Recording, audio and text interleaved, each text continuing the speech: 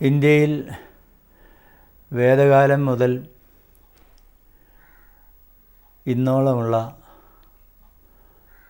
ഋഷി പരമ്പരയുടെ വിശിഷ്ട രത്നമാണ് സുഹൃതിയായ കവി ദേവസ്യ മാസ്റ്റർ. ഒരു വേള ഇന്ന് നമുക്കുദാഹരിക്കാവുന്ന ഉത്തമമായ കവി മാതൃക മാസ്റ്റർ മാത്രമാണ്. 100-ാം വയസ്സിൽ നടന്നുകൊണ്ടിരിക്കുന്ന മാസ്റ്റർ ചെറുപ്പകാലത്ത് സസ്യാഹാരം ശീലിച്ചു തുടങ്ങി. കുളിക്കടവിൽ വെച്ച് തെക്കേടത്ത് ഭട്ടതിരി ഗായത്രി ജപിക്കുന്നത് കേട്ട മാസ്റ്റർ, ബാലനായ മാസ്റ്റർ, എൻ്റെ പേര് എന്തിനാണ് അങ്ങ് പറയുന്നത് എന്ന് ചോദിക്കുകയും ഭർഗോദേവസ്യ ധീമഹി എന്ന മന്ത്രത്തിൻ്റെ മധ്യഭാഗം മാഷയുടെ പേരാണല്ലോ. ആ ബാലൻ്റെ ജിജ്ഞാസ തൊട്ടറിഞ്ഞ ഭട്ടതിരിപ്പാട് അദ്ദേഹത്തെ അമരഭാരതിയുടെ വഴിയിലേക്ക് ഉപനയിക്കുകയും ചെയ്തു. പിന്നീട് പല മഹാഗുരുക്കന്മാരുടെയും അന്തേവാസിയായി ആർഷവാണി, ആർഷ സംസ്കൃതി, ആർഷഗ്രന്ഥങ്ങൾ എല്ലാം മാഷ് മെരുക്കിയെടുക്കുകയായിരുന്നു. സുദീർഘമായ ഒരു തപസ്സിൻ്റെ കഥയാണ് മാഷയുടെ ജീവിതം. അക്കാലത്തെ പ്രസിദ്ധ എഴുത്തുകാരും പ്രതിഭാശാലികളുമായ മഹാകവി Ulloor, M P Paul sir, Sooranad Kunjan Pillai, അങ്ങനെ എത്രയോ പ്രഗത്ഭമതികളുമായി സഹകരിക്കുവാനും സഹവസിക്കുവാനും തൻ്റെ പ്രതിഭ കൊണ്ട് ആ കാലഘട്ടത്തെ തിളക്കുവാനും മാസ്റ്റർക്ക് സാധിച്ചു. കവി എന്നുള്ള നിലയിൽ മാസ്റ്ററുടെ പ്രതിഭയുടെ ഏറ്റവും വലിയ കൃതി ക്രിസ്തുഭാഗവതമാണ്. നിരവധി പുരസ്കാരങ്ങൾ നേടിയിട്ടുണ്ട്. മാസ്റ്ററുടെ മറ്റ് കൃതികളും ക്രിസ്തുഭാഗവതത്തെ പോലെ തന്നെ പ്രശസ്തങ്ങളാണ്. കഥാസരിത്സാഗരത്തിൻ്റെ സമ്പൂർണ്ണ വിവർത്തനം ഒരായുഷ്കാലം കൊണ്ട് ചെയ്യേണ്ട വലിയ പ്രവർത്തനമാണ്. മാസ്റ്റർ ഒറ്റയ്ക്ക് ചെയ്തു തീർത്തു. ഗ്രീക്ക് ദുരന്ത നാടകമായ യൂറിപ്പിഡീസിൻ്റെ ഹെലൻ മാസ്റ്റർ വിവർത്തനം ചെയ്തിട്ടുണ്ട്. മാക്കിയവെല്ലിയുടെ രാജനീതി മലയാളത്തിൽ അവതരിപ്പിച്ചിട്ടുണ്ട്. മരുഭൂമിയിലെ ഗർജിതം എന്ന സ്നാപക യോഹന്നാൻ്റെ കീർത്തനീയ ചരിതത്തെ സുന്ദരമായ മലയാള കവിതയിൽ മാസ്റ്റർ ആവിഷ്കരിച്ചിട്ടുണ്ട്. അങ്ങനെ എന്തെല്ലാം. പക്ഷേ മാസ്റ്ററുടെ ആത്മമുദ്ര പതിഞ്ഞ കാവ്യം ക്രിസ്തുഭാഗവതമാണ്. മലയാള ലിപിയിലും അതിനു മുൻപ് സംസ്കൃത ദേവനാഗരി ലിപിയിലും അത് അച്ചടിച്ചു വന്നപ്പോൾ തന്നെ ലോകത്തെങ്ങുമുള്ള സംസ്കൃത പ്രണയികളുടെ മുക്തകണ്ഠമായ പ്രശംസ ആർജിച്ചു. ദേശീയ അക്കാദമി അദ്ദേഹത്തെ ആദരിച്ചിട്ടുണ്ട്. രാഷ്ട്രപതിയുടെ ബിരുദം കിട്ടുന്നതിന് എത്രയോ മുമ്പ് തന്നെ വാചസ്പതിയാണ് മാസ്റ്റർ എന്നുള്ളത് സഹൃദയ ലോകം അംഗീകരിച്ചു കഴിഞ്ഞിരുന്നു. ക്രിസ്തുഭാഗവതം നമ്മുടെ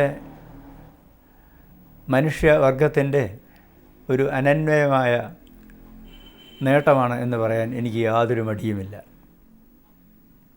മതങ്ങളെല്ലാം എവിടെ നിന്ന് ഉത്ഭവിക്കുന്നുവോ ആ സരളമായ ആദിമമായ ഈശ്വര അനുപ്രാണിതമായ ആത്മീയതയിൽ നിന്നാണ് കാളിദാസീയമായ വൈദർഭി ശൈലിയിൽ ക്രിസ്തുഭാഗവതം എന്ന സാരസ്വതം ഒഴുകി വരുന്നത്.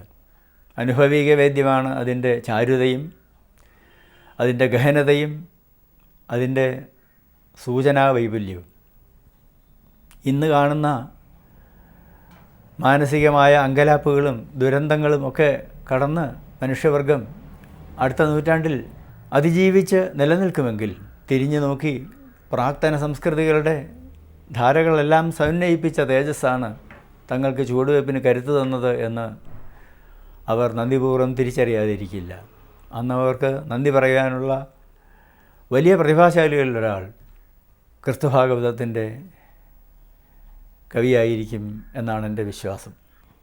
ദേവസ്യ മാസ്റ്റർ കവി മാത്രമല്ല, കർമ്മത്തിലും ചിന്തയിലും ശീലത്തിലും വാക്കിലും ഒരേ സത്യത്തിൻ്റെ വിശുദ്ധി പുലർത്തുന്ന അസാധാരണനായ ഒരു വ്യക്തിയാണ്. മാസ്റ്റർക്ക് ചെറിയ മരകഷണങ്ങളിൽ കവിത എഴുതുവാൻ സാധിക്കും. ആനക്കൊമ്പിൽ മാസ്റ്റർ കൊത്തിയെടുത്ത ഒരു മാതാവിൻ്റെ രൂപം ഇവിടെയുണ്ട്. പേരയുടെ കമ്പിൽ മാസ്റ്റർ കൊത്തിയെടുത്ത ഒരു വെള്ളം കൊണ്ടുവരുന്ന സ്ത്രീയുടെ ശില്പം ഇവിടെ കാണാം. വ്യായാമ ദൃഢമായ ഒരു നിത്യജീവിത ശൈലി കൊണ്ടാണ് ഈ 100-ാം വയസ്സിലും മാസ്റ്റർ ആരോഗ്യത്തോടുകൂടി ഉന്മേഷത്തോടുകൂടി ചിന്തിച്ചും പ്രവർത്തിച്ചും കഴിയുന്നത്. എല്ലാത്തിനും ഇതേ മാസ്റ്റർ ചുറ്റുമുള്ളവർക്ക് ഒരു ശക്തി സ്രോതസ്സാണ് ദേവസ്യ മാസ്റ്റർ. ബ്രഹ്മസൂത്രത്തെക്കുറിച്ച് പഠിക്കണോ, ശങ്കരവേദാന്തം അഭ്യസിക്കണോ, സംസ്കൃത സാഹിത്യത്തിലെ ഏതെങ്കിലും ഗ്രന്ഥി കുരുക്കഴിച്ച് പറഞ്ഞു തരണോ, മാസ്റ്റർ തയ്യാറാണ്. ഭൂമിയെ നോവിക്കാതെ നടക്കുന്ന സൗമ്യപ്രകൃതിയായ ഋഷിപ്രഭാവനായ ശാന്തശീലനായ ഈ വലിയ പ്രതിഭാശാലിയുമായി ഓർമ്മകൾ പങ്കുവയ്ക്കുന്നത് ഊർജ്ജസ്വലമായ ഒരു കാലഘട്ടത്തിലൂടെ രണ്ടാമത് ജീവിക്കുന്ന അനുഭവമാണ് അനുവാചകർക്ക് നൽകുന്നത്. ശരി. അഭിവാദേ വിഷ്ണുനാരായണ ശർമ്മ നാമ അഹമസ്മി ഭോ.